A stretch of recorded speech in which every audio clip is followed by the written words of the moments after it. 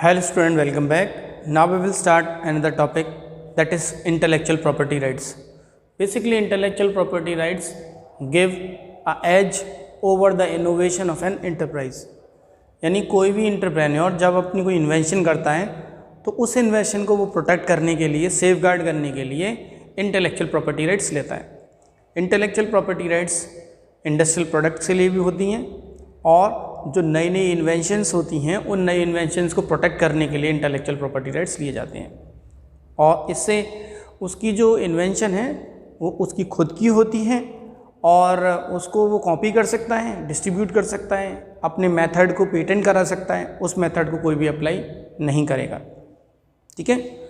So intellectual property rights and entrepreneurship topic है आपका।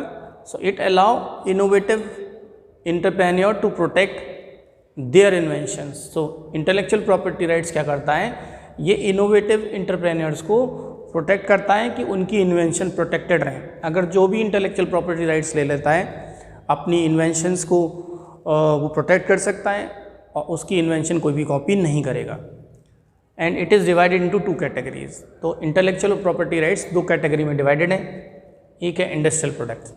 तो इंडस्ट्रियल प्रोडक्ट में भी इंटेलेक्चुअल प्रॉपर्टी राइट्स ले सकते हैं, जैसे कि विच इंक्लूड्स इन्वेंशंस। तो इसमें इन्वेंशंस आती हैं, कोई मशीन डेवलप करी, कोई अलग सी टेक्नोलॉजी आपने डेवलप करी, तो इसके अंदर इन्वेंशंस आ जाती हैं। उस इन्वेंशंस को हम पेटेंट करा सकते हैं।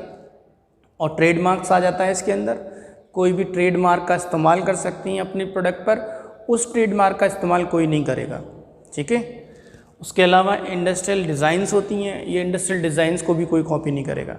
जैसे कोई मॉन्यूमेंट बनाए, उस मॉन्यूमेंट की कॉपी कोई नहीं कर सकता है, तो उसका पेटेंट राइट ले लिया जाता है, इंटेलेक्चुअल प्रॉपर्टी राइट्स ले लिए जाते हैं कि that this particular design can not be copied by other, इसको कोई कॉपी नहीं करेगा।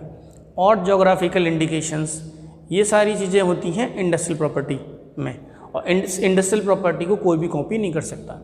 फिर इसके बाद आता है कॉपीराइट्स। कॉपीराइट्स क्या होता है, which includes literacy and artistic work. तो लिटरेसी और आर्टिस्टिक वर्क को कोई कॉपी नहीं कर सकता जिसने कॉपीराइट्स ले रखे हैं। ठीक है। किसी ने एक बहुत अच्छी पोएम लिखी है तो nobody can copy that poem. ठीक है। कोई कॉपी पोएम की कॉपी नहीं कर सकता। कोई भी लिटरेसी वर्क है, किसी ने बहुत अच्छा नावल लिखा है, नावल को कोई कॉपी नहीं कर सकता। किसी ने बुक पब्लिश करी है, उस बुक को कोई पब्लिश नहीं कर सकता। उसके कंटेंट को, जिस तरह से उसने कंटेंट में लिखा है, उसको कोई कॉपी नहीं करेगा। So IP system as an asset. IP system एक एसेट है, यानी कंपनी के लिए, बड़े बड़े जितने भी न्यू इनोवेटिव एंटरप्रेन्योर्स होते हैं उनके लिए आईपी सिस्टम एक एसेट का काम करता है फॉर इनोवेटिव एंटरप्रेन्योरशिप्स। ठीक है। क्योंकि नए नए इनोवेटिव एंटरप्रेन्योर्स नए डिज़ाइन बनाते हैं, नए मेथड्स डिज़ाइन करते हैं और फिजिबिलिटी देखते हैं, तो इसके लिए ये एक एसेट का काम करता है इंटेलेक्चुअल प्रॉपर्टी राइट्स। कैसे करता है देखिए, innovative potential get market value. जितने भी इनोवेटिव पोटेंशियल हैं या इनोवेटिव एंटरप्रेन्योर्स हैं उन्हें मार्केट वैल्यू मिलती है और वो अपने प्रोडक्ट को, अपने डिज़ाइंस को और नई तरीके से जो है मार्केट में बेच सकते हैं और पूरी प्रॉपर्टी राइट्स उन्हीं के पास होते हैं। And make name and place in the market. Market में नेम और प्लेस भी बना सकते हैं अपने उन प्रोडक्ट को अपने मार्केट में उतार कर, दिखा कर कि ये मेरा इन्वेंशन है, ये मेरी डिस्कवरी है। तो इससे उनका नेम और फेम और प्लेस मार्केट में बढ़ती है। मोर देन, एक और चीज़ है कि more than 25% patent rights has been done by upcoming entrepreneur. जो भी अपकमिंग एंटरप्रेन्योर हैं लगभग 25% पेटेंट्स वही करा रहे हैं। It is taken by new and upcoming entrepreneur. नए एंटरप्रेन्योर्स हैं, वो सोचते हैं कि ये डिज़ाइन हमारी है, ये मेथड हमारा है, इसको पेटेंट करा लें तो ताकि कोई इसको कॉपी ना करे। ठीक है। अगर कॉपी कोई करता है तो इससे बहुत लॉस है इनके लिए। तो लॉस से बचने के लिए और नेम एंड प्लेस और फेम के लिए, ठीक है, मार्केट के अंदर नेम प्लेस वगैरह हो, इसीलिए वो पेटेंट राइट्स कराते हैं। जितने भी न्यू अपकमिंग एंटरप्रेन्योर्स हैं वो सबसे पहले ज़रूर पेटेंट कराते हैं। And property rights on the intangible assets. Even property rights भी मिल जाते हैं इंटेंजिबल एसेट्स पर। इंटेंजिबल एसेट जो हम टच नहीं कर सकते बट वी कैन फील, ऐसे एसेट्स पर भी प्रॉपर्टी राइट्स मिल जाता है। ठीक। सो इसके अंदर दो चीज़ें आती हैं, तीन चीज़ें आती हैं। So intellectual property rights includes 3 components that is copyrights.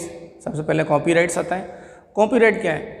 Copyright gives, ये एक तरह का इंटेलेक्चुअल प्रॉपर्टी राइट्स है। इसमें it give protection to copyrights holder that the exclusive right to copy to work, यानी एक कॉपीराइट मिल जाता है उस होल्डर को जिसने ये अपना कॉपीराइट लिया है, इशू कराया है, कि वो अपने काम को पब्लिश कर सकता है, अपने काम को मॉडिफाई कर सकता है, कॉपी कर सकता है, एंड डिस्ट्रीब्यूट भी कर सकता है अपने वर्क को, perform and display the work publicly, और परफॉर्म भी कर सकता है और डिस्प्ले भी कर सकता है। उसके पास पूरा कॉपीराइट है, काम को मॉडिफाई करेगा, वर्क को। ज़्यादातर ये लिटरेसी वर्क से रिलेटेड होता है, तो अपने लिटरेसी वर्क से रिलेटेड चीज़ें वो मॉडिफाई कर सकता है, डिस्ट्रीब्यूट कर सकता है, परफॉर्म कर सकता है, डिस्प्ले कर सकता है। ठीक है, फिर आता है पेटेंट। सो पेटेंट राइट्स भी इंटेलेक्चुअल प्रॉपर्टी राइट्स हैं। सो दे प्रोटेक्ट और प्रोसेसेस, ये प्रोटेक्ट करते हैं प्रोसेसेस को, यानी कोई तरीका है, कोई प्रोसेस है, उस प्रोसेस को ये अगर किसी ने पेटेंट राइट करा रखे हैं तो प्रोसेस प्रोटेक्टेड रहेगा। Nobody will copy the process, even methods को कॉपी नहीं करेगा कोई भी। ठीक है, जैसे कोल्ड ड्रिंक में अलग अलग मेथड्स से कोल्ड ड्रिंक बनाई जाती है, अलग अलग इंग्रेडिएंट्स इस्तेमाल करते हैं उसमें, वो कॉपी नहीं कर सकते, उस फार्मूले का कोई कॉपी नहीं कर सकता है। ठीक है, उसके अलावा इन्वेंशंस आ जाती हैं दैट आर नोबल, ऐसी इन्वेंशन जो नोबल हैं, यूनिक हैं, उनको कोई कॉपी नहीं कर सकता। यूज़फुल इन्वेंशंस को कॉपी नहीं कर सकता है। ठीक है, और जिसने भी पेटेंट राइट्स ले लिए हैं तो पेटेंट राइट होल्डर को मोनोपोली राइट्स मिल जाते हैं। मोनोपोली राइट्स मतलब वो कितने भी पैसे में अपने अकॉर्डिंगली उसे सेल कर सकता है। ठीक है, तो he has a right to sell their products, अपने प्रोडक्ट को सेल कर सकता है।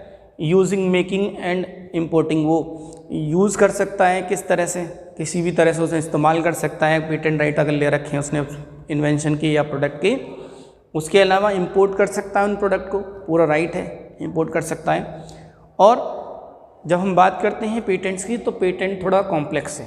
डूइंग और having a patent over the invention is very difficult, बहुत कॉम्प्लेक्स है, बहुत ज़्यादा फॉर्मेलिटी चाहिए होती है, तब जाके पेटेंट करवा पाते हैं बहुत सारे एंटरप्रेन्योर अपने प्रोडक्ट की।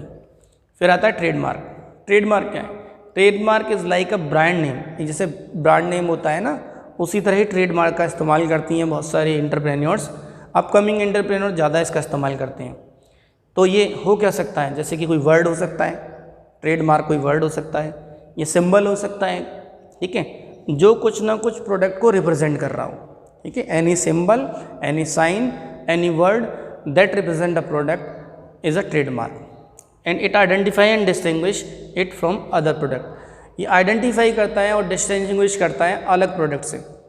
जैसे फॉर एग्जांपल कि नाइकी अपना ये इस तरह का सिंबल इस्तेमाल करती है, टिक वाला, और इससे हम, ये एक तरह का ट्रेडमार्क है नाइकी का, इस ट्रेडमार्क को देखकर हम डिस्टिंग्विश कर सकते हैं दैट इज़ नाइकी ब्रांड, ये नाइकी ब्रांड है। और इससे लीगल प्रोटेक्शन भी मिलती है कि अगर किसी ने ये वाला ट्रेडमार्क इस्तेमाल करा है, नो बडी विल कॉपी नहीं करेगा कोई भी। इससे मार्केट वैल्यू बढ़ती है, ब्रांड बढ़ती है कंपनी की। तो ये कुछ 3 कॉपीराइट्स, पेटेंट राइट्स और ट्रेडमार्क, ये इंटेलेक्चुअल प्रॉपर्टी राइट्स में ही मिलते हैं। और इससे जो है ना एंटरप्रेन्योर को एक एज मिलती है मार्केट में कॉम्पिटिटिवनेस आती है, उसकी स्ट्रेंथ बढ़ती है, उसका नेम फेम बढ़ता है। इससे वो उनकी इन्वेंशंस भी प्रोटेक्टेड रहती हैं और वो ज़्यादा मार्केट शेयर कैप्चर कर पाते हैं। ठीक है।